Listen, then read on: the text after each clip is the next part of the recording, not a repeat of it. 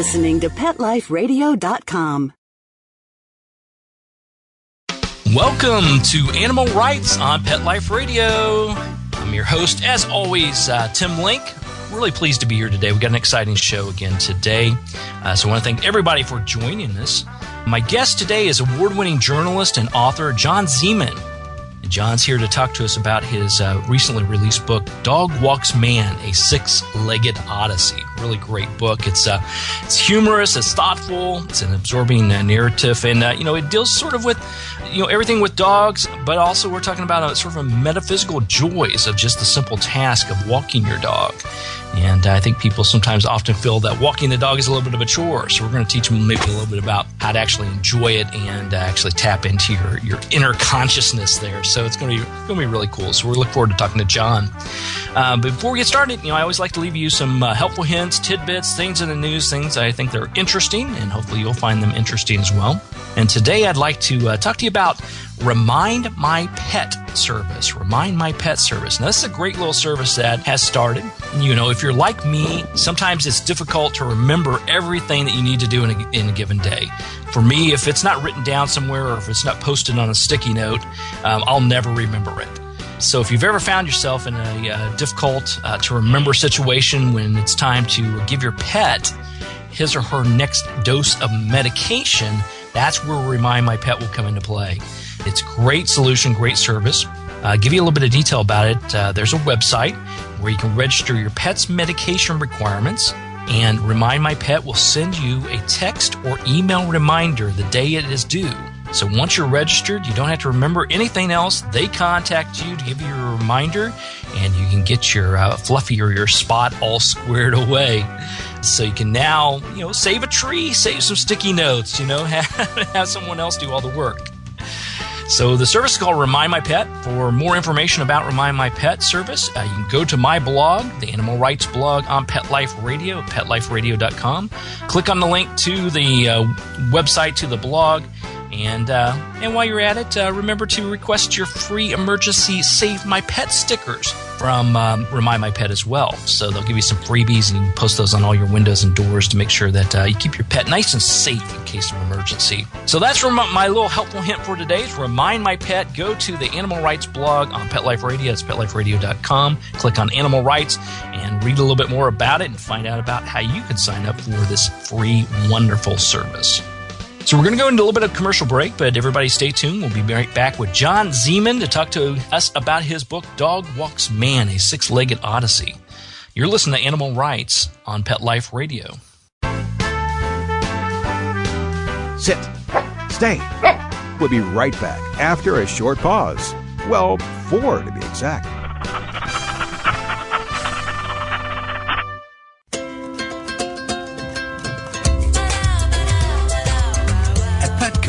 We really love pets. There isn't anything we won't do to make sure they're getting the best products and the best care. So when you ask us a question like, so how do you feel about cat condos? We can say from experience, feels like home for her.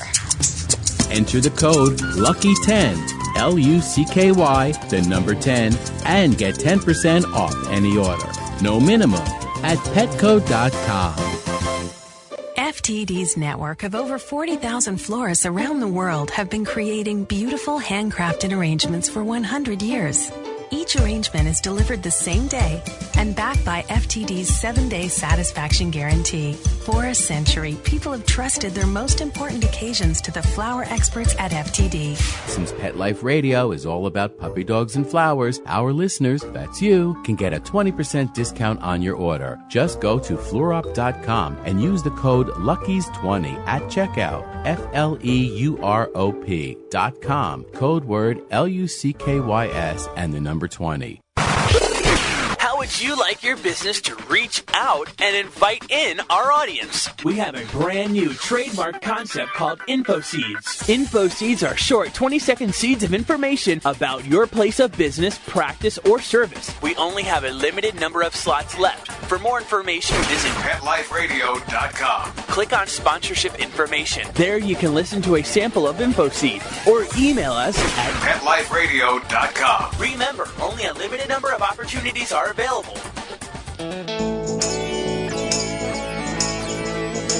Got questions about your hound's health? Need the facts on Fido's fitness or food? You want to unleash your pup's potential? Well, you've come to the right place with Win with Dogs. Here, we learn how easy it is to naturally improve the lives of our furry friends. So sit, stay, and get ready to win with dogs. With me, Raquel Wynn. Exercise, nutrition, interaction, and love make for one healthy, happy hound. Give yourself the gift of knowledge on demand every week right here at Pet Life Radio with me, Raquel Wynn, and Win with Dogs.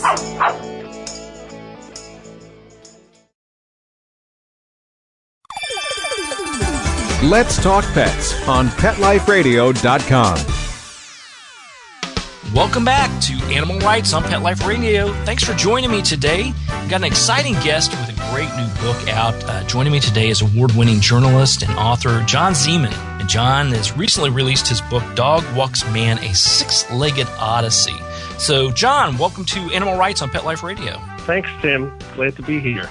Oh, we're glad to have you. Now, this is an exciting new book. I love the perspective because we're not only talking about our wonderful dogs and we're talking about the benefits and everything about walking your dog and what you should do, but also a little bit about the joys behind it and some of the things that you should really take advantage of when you're out walking the dog. So tell us a little bit about the book and how you came about to write it. I began walking my dogs about 20 years ago. And I was, at the time, I was a new father and new also to the suburbs, having moved to a suburb of New York City from the city and a very different kind of neighborhood. We'd lived in a loft, a former zipper factory, actually, and had moved to a suburb for the kids. And they wanted a dog. And so after trying out a succession of smaller, easier to care for, it seemed to us at the time, pets. Even though having very small pets can be more traumatic, given that so many of them seem to meet terrible ends. The gerbils would eat their babies and so on. So finally, we decided we needed a real pet that was sort of on the same scale, lived on the same level that we did, and we got a dog, a standard poodle. And in the beginning, everybody was expected to share in the care of the animal. I think that's a very typical thing that families start out with those kinds of intentions. That's right.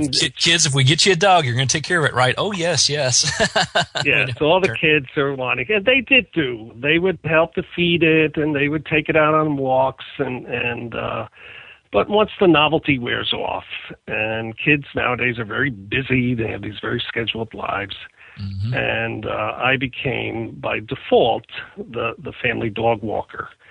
And it started a series of discoveries where totally unexpectedly this activity became a bigger and bigger part of my life.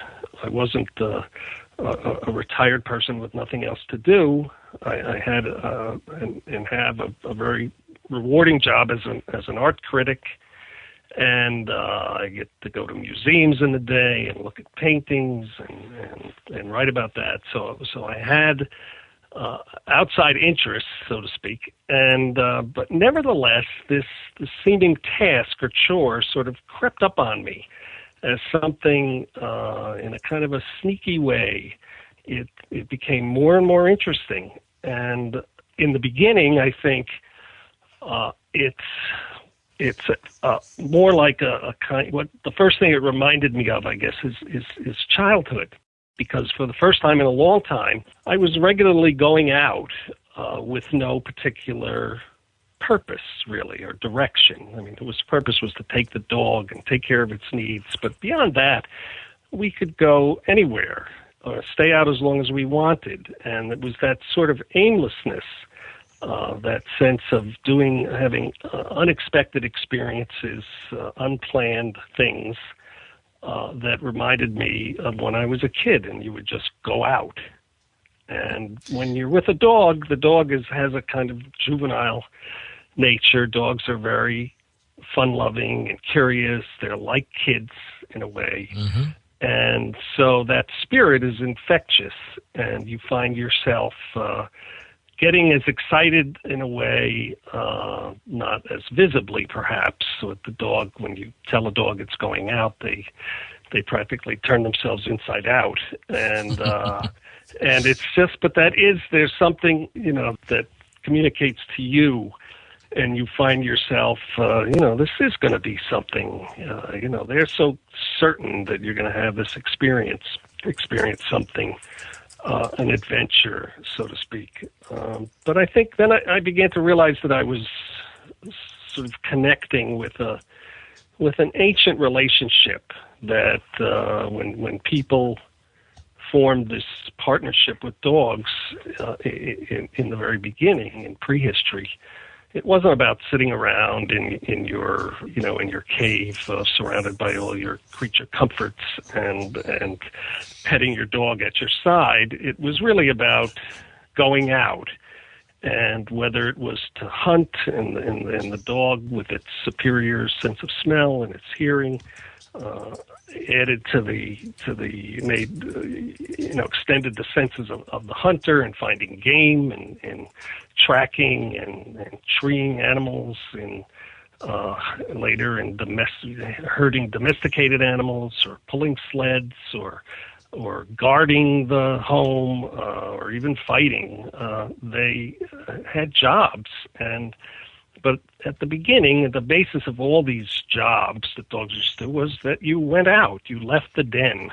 And that also reflects an instinctive behavior in dogs, that when people observe the behavior of wolves in the wild, they'll go out several times a day just to reconnoiter, not necessarily to go hunting or to look for a mate, but just to walk around their territory, see what happened, what the storm did last night.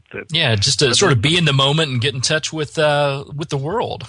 Well, it's adaptive to know what's out there, and how that environment may have changed, and who's been by, which dogs are very good at. So this feeling of connection, that the dog and I were doing something that felt right in going out, and then I felt much closer to my dog when I was out than I did in the house. I think because in the house the dog is so clueless, really, about so many things. A dog can't really, people I think like to imagine that their dog can do all these things with them and watch television and look at the computer and so on, but I think the truth is that they don't. They're not privy to phone conversations, and they have, I don't think, any idea what you're doing when you're talking on the phone. Or maybe they just don't care. If you sit and talk on the phone and you get mad and you yell at somebody, as I did once, a store clerk about something, and I looked up, my dog was under the table, because of course they don't see anyone else in the room. That's right. They figure it's got to be them. That's right.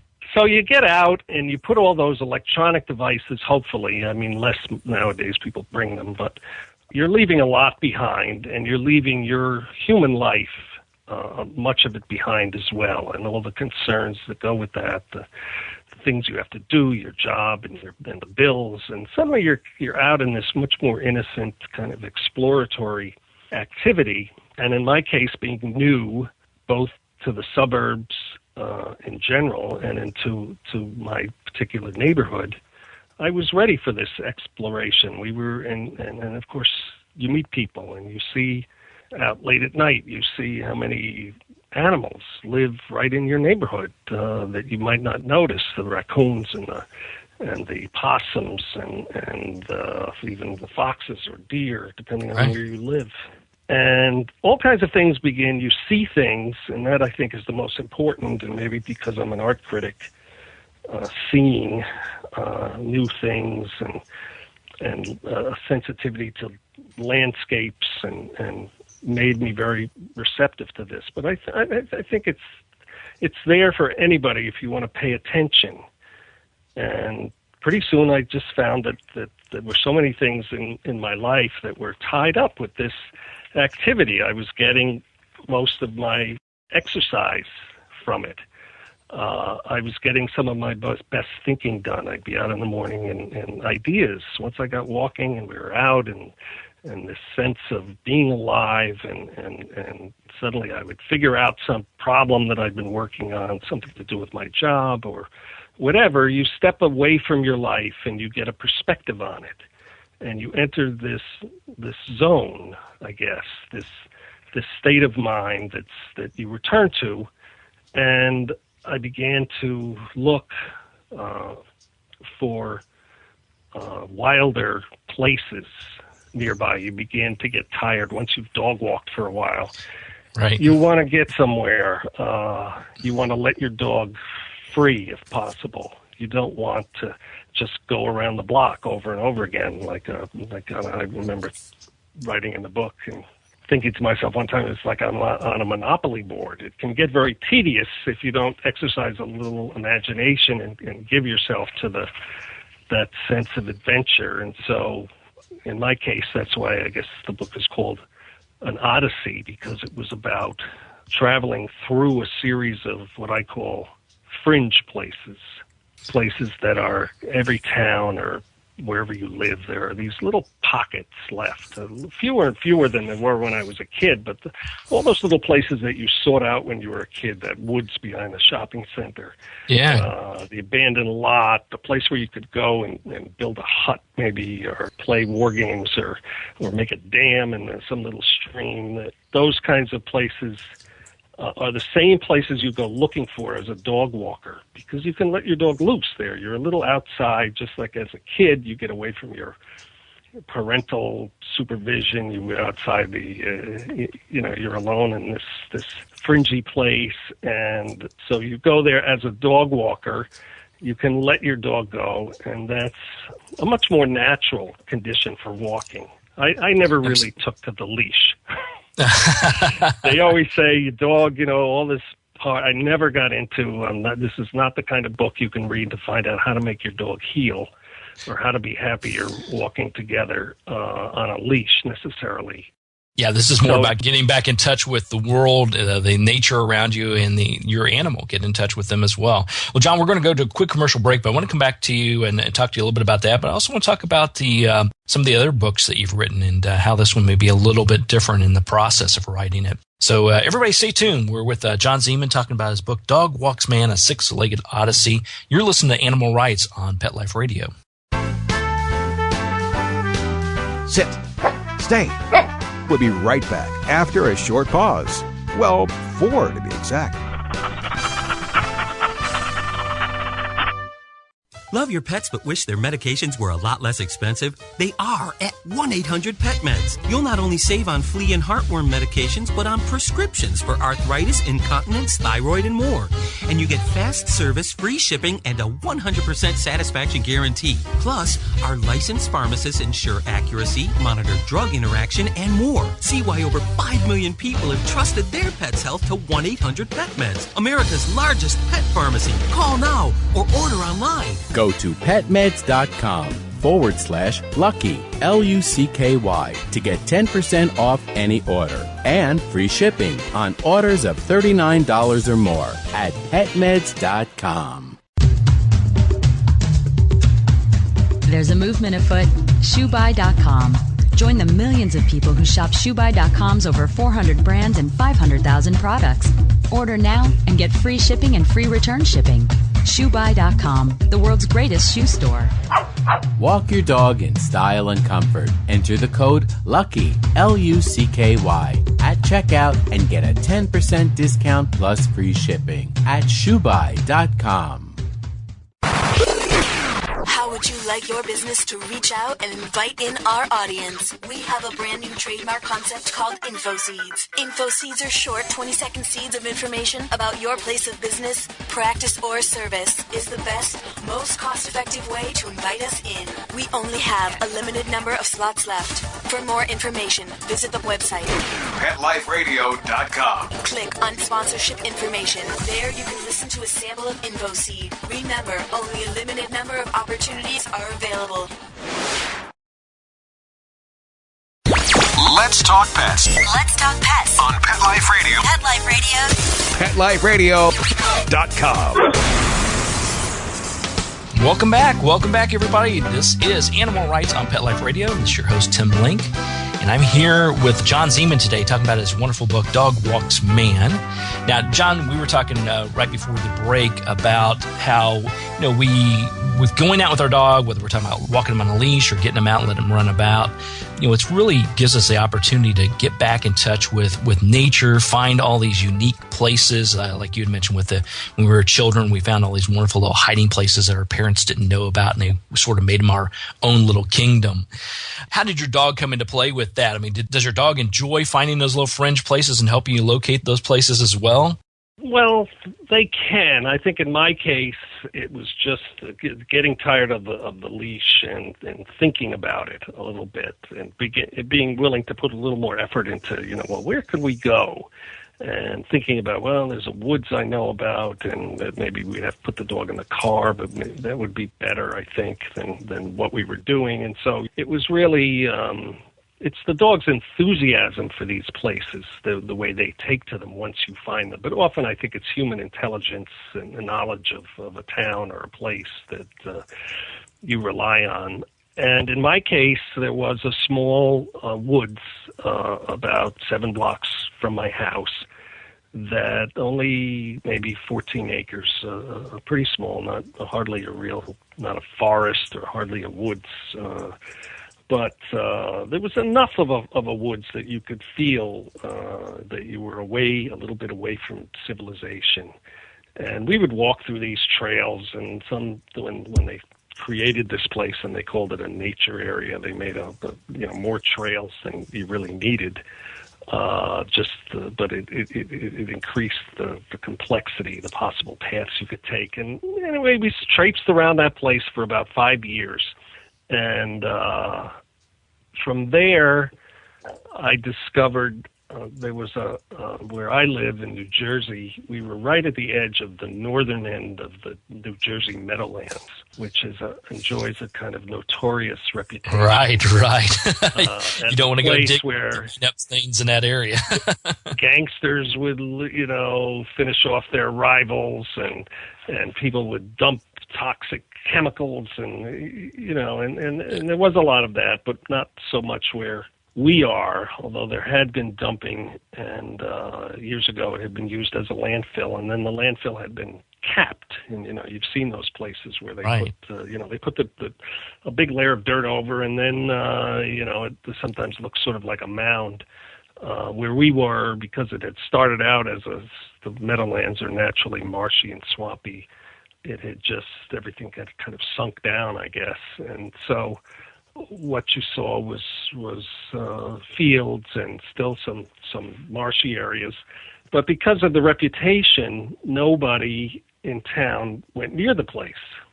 And yet it was huge. We were in a very densely populated area in northern New Jersey. I live a mile or so from the George Washington Bridge, one of the busiest car bridge in the world, I think. And here was this little wilderness, as it turned out to be, that was kind of like the enchanted forest in a story, or the forbidden forest, a place in the fairy tales where you're not supposed to go there. And for 10 years, like everybody else in town, I just kind of ignored it. And but one day I got the idea. I think I heard some kids in motorbikes were in there, and I never realized that it was enough solid ground in there that you could do that. And I got curious, and we crossed over this little stream or canal to get. I had to walk on a plank just like a kid, and then we were in there, and this turned out to be a kind of a paradise for us because it had been left alone for so long that it had really reverted to a natural, almost kind of primeval place. It was wilder than any nature area I've ever been to because nobody was managing it. What grew there was just what grew naturally, and nobody was trimming it. Nobody was taking out the fallen trees or doing any of that kind of maintenance work that keeps, or putting chips on and cutting trails or anything like that. When trails were sort of there because people stomped down the reeds, and I found that it was possible to get lost in there. And that was a kind of a wonderful feeling in a way, not literally lost in that I thought I wouldn't get out, not quite knowing exactly where I was. I could hear the hum of the New Jersey Turnpike, but and my dog was in heaven because the place was filled with animals, living wild lives, and he was racing. There were all these little curvy trails, and dogs, I discovered, love a path or a trail. And there's a chapter in my book just about the joy of being on the trail, on a path with your dog, and they're running ahead of you and coming around the bend. And there was a place we used to come to. It was a little pool of kind of like a water hole, we called it. And my dog, because it attracted animals, there would often be a heron or something waiting in there, or an animal or a muskrat, or there was often something there. And my dog I'd always be hurrying up, trying to catch up to my dog because he would get there ahead of me, and I'd get there and I'd see just these sort of spreading rings on the water or some rustling in the brush, and I would miss it. And I became very intent on trying to, experiencing this wild place, and it gave me this great feeling of to be out there exploring and seeing, a fox. I remember how astounded I was to just see a fox out hunting, chasing another animal, and it was just like, I realized that here, right by my house, are these experiences that people imagine that you have to, travel hundreds of miles to have, or to go way out to Yosemite or something, that I could have this. And nobody in town, it was like an open secret. There it was. Anybody could go there, but people didn't know it. And without a dog, I never would have done that.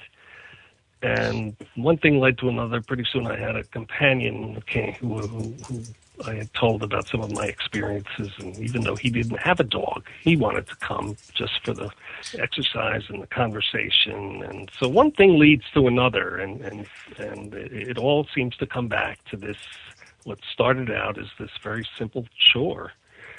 And eventually my kids grew up. I no longer had the excuse of being the dutiful father, but I had become attached. This had become this essential thing in my life that I had to do. And so as my first dog died, and it was very sad, and as we got to the point where he really didn't want to go out, especially in the winter, and I was the one that needed to go out now. And I can remember trying to coax him, and I got ramps to get him into the car and ways that we could continue to do this activity. We had gotten a second dog by this time, had kind of rejuvenated the older dog for a number of years, but eventually time catches up with dogs much too fast. Yeah, unfortunately it does. So I have now the second dog that I got when he was alive, and now a third as his companion. So I've gotten used to having two dogs, which really makes it important to kind of get out somewhere where you can get away from the leash, because it's not walking two dogs on a leash. Keeps both your biceps going, doesn't it?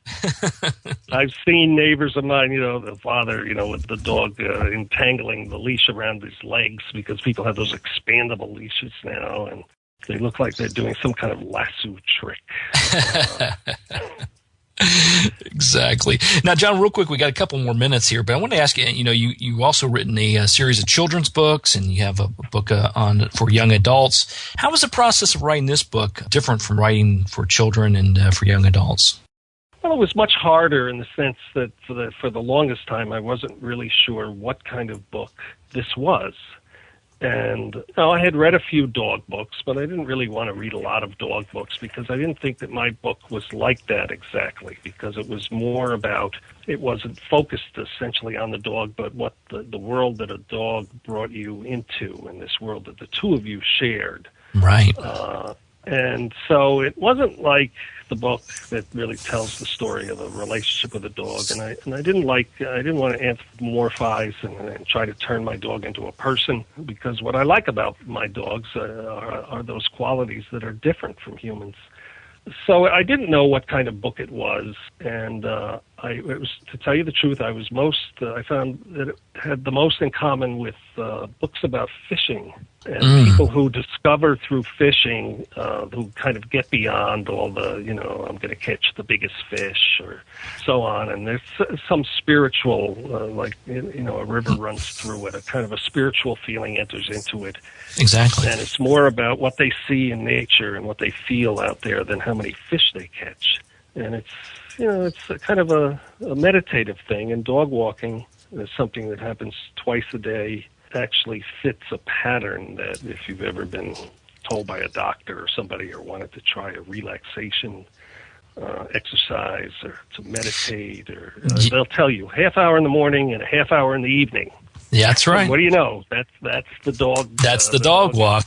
Yeah, exactly. I tell people all the time when we talk about going into meditation, a lot of people think that you have to sit there, legs crossed in a lotus position chanting. But one of the best ways to do it is to go out with your dog, go out for a dog walk, mix it up a little bit, go to those new places, and it really just clears your mind and lets you think of things that it just all becomes clear at that point. Meditation was always too hard for me, to tell you the truth. The idea that I would have to clear my mind of my thoughts, and I was always sort of chasing my tail when I was trying to meditate. But being out, it's like Western-style meditation, perhaps. But it does make you pay attention, and you do see things. That's right. That's great. And I think that's a form of attention. Learning how to recenter yourself, and there's a great sense of well-being that you get from it. Absolutely. And that's what you're going to learn when you read Dog Walks Man. That's why, I think the great thing about the book, it gets you connected with dogs. We always love to hear stories about dogs, but more importantly, it gets you reconnected with the earth, the world around you, and your inner self. The book's available everywhere, but you can also go to johnzeaman.com. It's JohnZeaman. Or as always, you can go to petliferadio.com, click on the Animal Rights tab, and we'll lead you to the book as well. So, John, I want to thank you for coming on the show today. It's a great book. Congratulations. I wish you the very best. And keep us posted on all those wonderful journeys and odysseys that you go on. It never ends. Thanks, Tim. You're welcome. You're welcome. So we're coming to the end of the show today. I want to thank once again everybody for listening to Animal Rights on Pet Life Radio. I also want to thank John Zeaman for coming on board. Pick up a copy of his book, Dog Walks Man. It's a great book, and get back in touch with your dog and the world around you, as well as your inner self. So thanks to John Zeaman for being on the show today. I want to thank all the sponsors and producers for putting on a fabulous show as usual. Now, to find out more about me and other guests that I've interviewed on the Animal Rights Show and stories, you can check it out by visiting my blog, which is Animal Rights, and you can go to Pet Life Radio, petliferadio.com, click on Animal Rights, read the blogs, listen to the shows, listen to the other shows we've recorded, and while you're there, check out all the other hosts and shows. There's a great cavalcade of interesting guests and hosts that we have on Pet Life Radio, and you can catch it all at petliferadio.com. If you have any questions, comments, or ideas for the show, people that you'd like for me to interview on the show, drop me a line. You can drop me an email at tim@petliferadio.com. It's tim@petliferadio.com. And I'll do my very best to answer your questions, entertain your comments, and get the people you want the most on the show. So until next time, write a great story about the animals in your life. You can share it on a blog, article, or in a book. And who knows, you may be the next guest on Animal Rights on Pet Life Radio. Have a great day. Let's Talk Pets, every week on demand, only on PetLifeRadio.com.